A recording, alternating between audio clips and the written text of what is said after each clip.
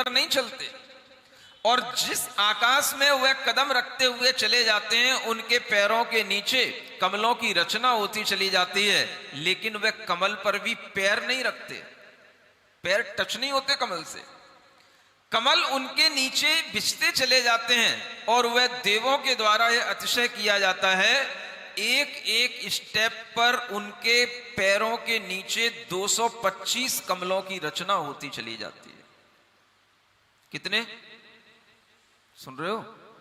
कैसा आकाश भरा भरा दिखाई देगा, लाल लाल रंग के भगवान के बड़े बड़े चरण और 225 कमल, हर एक स्टेप पर उनके नीचे वह बिछते चले जाते हैं, और वह भगवान जैसे ही अपना स्टेप हटा करके दूसरा आगे बढ़ाएंगे तो अगले स्थान पर 225 कमलों की रचना हो जाएगी, पिछले वाले लुप्त हो जाएंगे।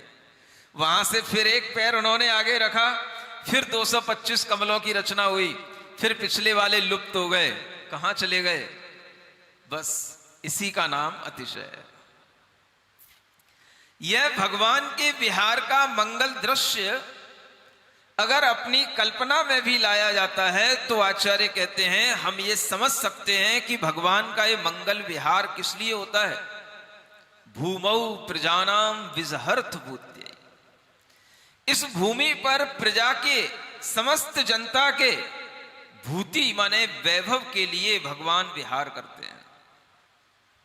भगवान के विहार से स्व और पर दोनों को लाभ मिलने वाला वह कार्य होता है, और भगवान जब विहार करते हुए चले जाते हैं तो उस समय पर एक तरफ यह दिखाई देता है इन कमलों के माध्यम से कि भगवान के अंदर कामदेव का सर्वथा अभाव हो चुका है।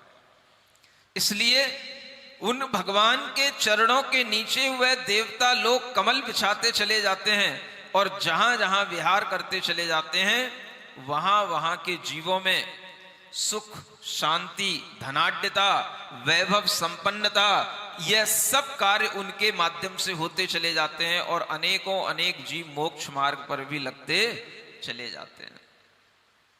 ये किसकी महिमा होती है? विहार की महिमा होती है, पद विहार की महिमा इसको कहते हैं। सुन रहे हो? आज यहां पर आसपास के बहुत